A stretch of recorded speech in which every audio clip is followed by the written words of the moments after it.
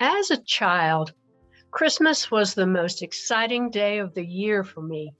My parents went all out to make it special for my little sister and me.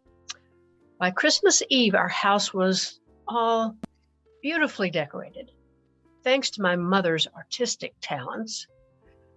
Our needlepoint stockings were hung by the chimney with care, and we were warned that if we crept downstairs during the night to see what was in those stockings, that Santa would leave only sticks and ashes. So at first light, we were invited to come see if we'd gotten anything. Of course, we'd been good little girls all year, so Santa had brought us lots of beautiful things.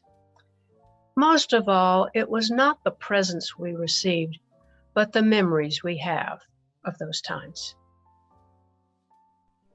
It was always a tradition that my grandmother Louise, my father's mother, would come for Christmas to make candy to give to our friends and neighbors as gifts.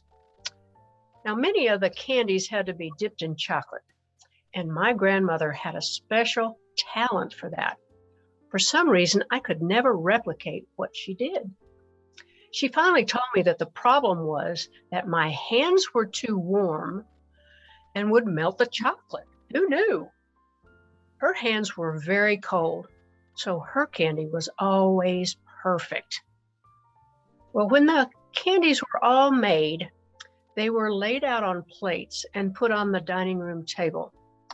Then my mother, my grandmother, my little sister, and I would march round and round and round the table, putting candy in tins to bring sweetness and joy to everyone.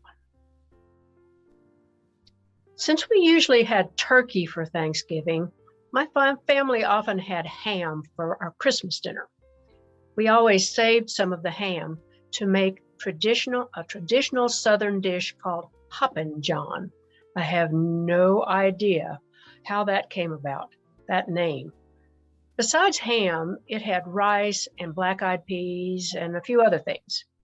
Well, eating black-eyed peas on New Year's Day was said to ensure a lucky and prosperous new year. It worked every year for me. May the coming year be a great one for you. I hope you all have the fondest of memories about those days past and will have a joyous holiday season.